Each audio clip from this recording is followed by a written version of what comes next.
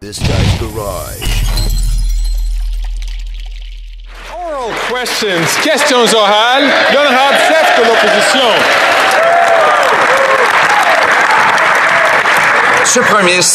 This Prime Minister is just not worth the cost of housing, which has doubled.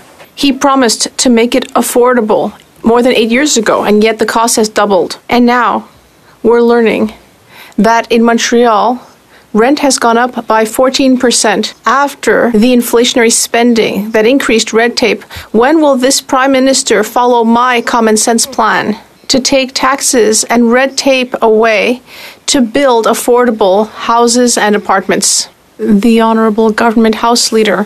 It's nice to see the Leader of the Opposition show up for work today. I guess there wasn't a fundraiser that he could attend. But if we want to talk about last week, Mr. Speaker, what Canadians saw on display was the Leader of the Opposition bringing right-wing Republican tactics to try and shut down the government, Mr. Speaker. Canadians don't want the kind of chaos that they see in Washington. They want responsible leadership in Canada, and that's not what we witnessed from the Leader of the Opposition last week. On this side of the House, we will continue to stand up for Canadians and stand up to Here, that's the way it is. L'honorable chef de l'opposition. Mr. Speaker, the Prime Minister, the Bloc Québécois, and their carbon tax are just not worth the cost for Quebecers. We've now learned that next year the average family will have to spend an additional $700 for food. And that's after the biggest increase in food prices for 40 years. That's the result of the tax that the Bloc Québécois wants to radically increase. Will the Prime Minister follow my common sense plan to axe taxes and inflationary spending so that Quebecers and Canadians can put food on the table? The Honourable Minister. Thank you, Mr. Speaker. Well, Mr. Speaker, on Thursday and Friday, the opposition leader asked his members to vote against security measures for Ukraine, to vote against funding women's shelters, to vote against funding support for thalidomide victims. Does hurting vulnerable Canadians make him feel stronger? Will he finally admit that his irresponsible choices have gone way too far? The Honourable Leader of the Opposition. Mr. Speaker, last week we were proud to vote against more inflationary, bureaucratic spending that does nothing for working class Canadians. Other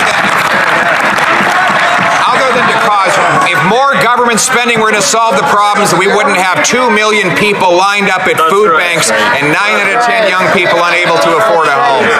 Now they want to quadruple the carbon tax, just as we learn that Canadians will be forced to spend another $700 just to feed themselves. Will they follow our common sense plan to axe the tax? The Honourable Minister of Finance and Deputy Prime Minister of Canada. Mr. Speaker, last week, the Conservatives voted against Operation Unifier, which is about direct military support for Ukraine. They've also voted against our free trade agreement with Ukraine. When we look at the extreme right south of the border parroting Putin's lines, we used to think that could never happen in Canada. But it is happening here, Mr. Speaker. On this side of the House, we are proud to say, Slava Ukraini. The Honourable Leader of the Opposition. They spread fear and falsehoods about matters in other countries to distract people from the absolute misery they've caused here at home. We understand why they don't want to talk about how Canadians are living, because folks can't afford to feed themselves lining up at food banks with the worst food price inflation in 40 years. And yet, the Prime Minister wants to quadruple the carbon tax with the help of his NDP junior coalition partners. Will the Prime Minister reverse his plan to quadruple the tax so Canadians can afford to eat, heat, and house themselves?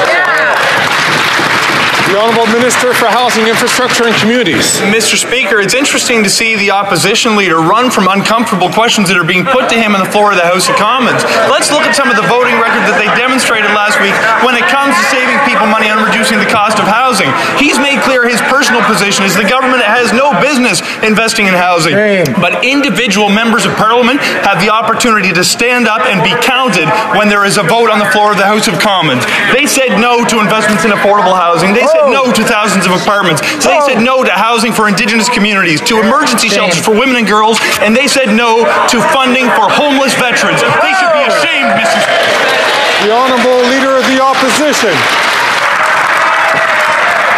We said no to doubling housing costs. They doubled housing costs.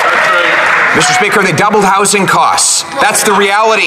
All the slogans that member wants to spit out aren't worth a hill of beans when all they've done is double housing costs. Just like they said the carbon tax would help the environment, now we know Canada has fallen 4 places to 62nd out of 67 countries in the world after they've tried to impose this carbon tax. Instead of quadrupling a tax that has failed, why won't they axe the tax and invest in technology instead? The Honourable Government House Leader. Speaker, on this side of the House, we are proud to stand up for Canadians. Mr. Speaker, last week what the Conservatives did is they voted consistently against measures that not only make life more affordable for Canadians, but help them in their time of need. 988 that was just launched with regards to suicide prevention. What did the Conservatives do? They voted against it. Mr. Speaker, when it comes to supporting victims of gender-based violence, what did the Conservatives do? Voted against it. The list goes on, Mr. Speaker. That is irresponsible. That is reckless. And quite frankly, these are right-wing extreme politics from the United States that we don't want here in Canada. You know what would make me very, very ashamed?